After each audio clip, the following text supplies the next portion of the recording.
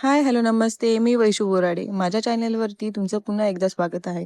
आजचा दिवस खूप खास आहे आणि मी तुम्हाला माझ्या दिवसाची एक छोटीशी मजेदार सफर दाखवणार आहे. तर मी अचानक आज प्लॅन केला आहे टिटवाळा मंदिरात जाण्याचा. तर मी निघाले. आमचं स्टेशन आज पूर्ण रिकामं होतं आणि त्यानंतर बाप्पाला आवडणारी दुर्वा घेतली आणि पूजेचं ताट घेतलं.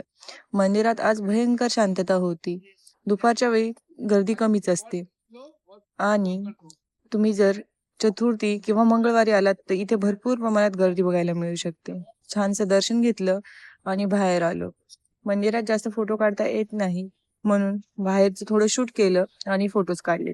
मी माझ्या मैत्रिणीसोबत आज टिटवाळा मंदिरात आले.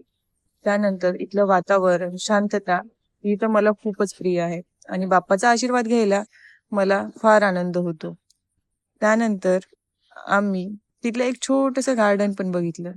मंदिराबाहेरच छानसे असे स्टॉल आहेत, जिथे आपल्याला गणपती बाप्पाच्या मूर्त्या, प्रसाद आणि पूजेचं ताट ह्या सर्व गोष्टी मिळून जातात.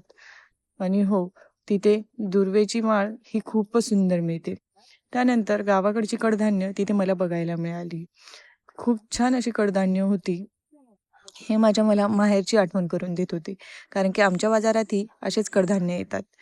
त्यानंतर प्रसाद घेतला आणि छानशा वस्तू बघितल्या. शॉपिंग बरीचशी झाली आहे यावेळी म्हणून शॉपिंग काही केली नाही. पण तुम्ही बघू शकतात खूप छान वस्तू इथे मिळतात आणि प्रसाद पण खूप चांगला असतो. कबूतर दाणे खात होते, पण मला ते काही सहन झालं नाही म्हणून मी त्यांना उडवायला गेले. मला असं करण्यात खूप मजा येते. त्यानंतर उसाचा रस पिला. गरमी पण खूप होती आणि उसाचा रस पिण्याची पण इच्छा होती म्हणून उसाचा रस पिला. तिथे शेजारीच गार्डन आहे. त्या गार्डनमध्ये प्रचंड शांतता होती. इथे नेहमी खूप गर्दी असते संध्याकाळच्या वेळी आणि इथे छोटंसं तलाव पण होतं. इथे नेहमी बोटिंग केली जाते. पण ह्यावेळी पाणी आटलं आहे म्हणून बोटिंग बंद आहे. मग निघालो घरी यायला. तिथे आम्हाला गजऱ्यावाली मावशी दिसली. एवढी छान गजरा बनवत होती, फास्ट. जीवन जगण्यासाठी काय काय मेहनत करायला लागते हे यांच्याकडनं शिकलं पाहिजे. खूप छान असा वास येत होता मोगऱ्याचा आणि मावशींची स्माईल तर खूपच छान होती. त्यानंतर आम्ही जांभळं घेतली. जांभळं तर प्रचंड गोड होती आणि खूप टेस्टी पण होते. त्यानंतर आम्ही निघालो घरी जायला.